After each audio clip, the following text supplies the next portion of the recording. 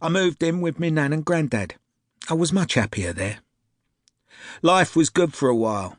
Nan and Grandad never seemed to be poor, like a lot of people.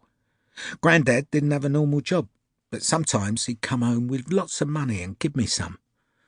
I recall asking him how he earned his money once. I was about 9 at the time, and I'll never forget his words to me. He looked me in the eyes and said, "Kenny, one day when you're old enough, I'll teach you all about my world. I promise." After that, I was always intrigued about Grandad's world.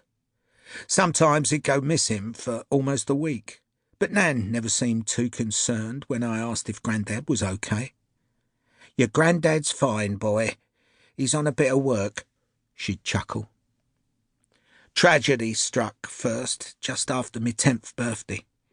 Nan went off to Rathbone Street Market one day, came home complaining of terrible stomach pains, spent the night on the sofa, and me and Grandad woke up to find her dead the following morning. Grandad was never the same after Nan's death.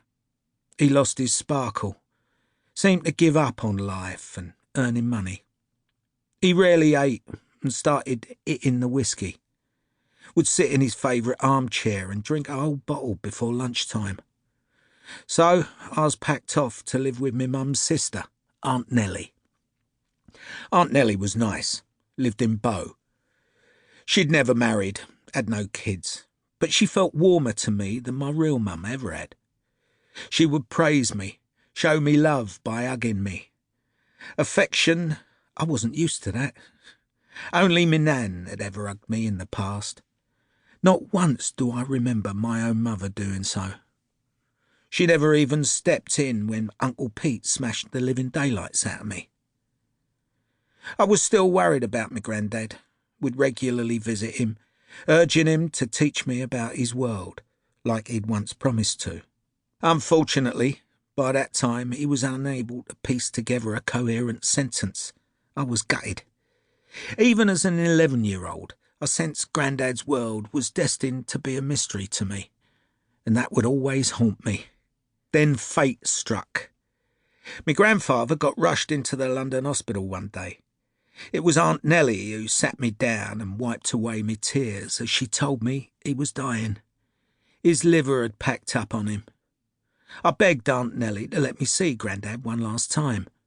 She was reluctant, but even she could see I wasn't exactly your average 12-year-old boy by that point. Not after what I'd been through in life. I was a proper little man. Grandad had the same colour eyes as me, a bright, piercing blue. As I greeted him, I saw his eyes light up like they used to for the first time in years. He grabbed my arm and clung to it. "Kenny," he croaked. "Now, leave me and the boy alone for a minute," he added, even though he was struggling to breathe.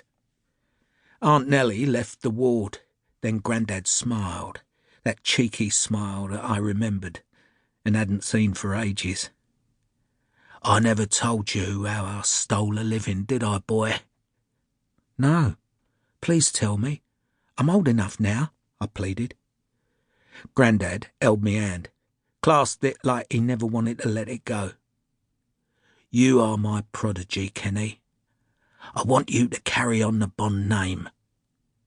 "Go on, Grandad. I will, I swear. I owe you and Nan everything." "Never be a dog's body. Only work for yourself." Grandad paused to catch his breath. "You earn money any way you can." That's what I did. Banks, security vans. I've held up lorries carrying quality loads. You never thieve off your average man on the street, though. House burglars are vermin.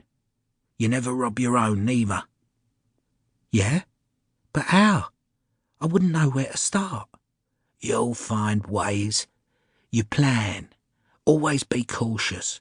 That's why me and Nan were never poor like every other bastard. I walk the walk and I talk the talk. You can be the next me, Kenny. I can see it in you.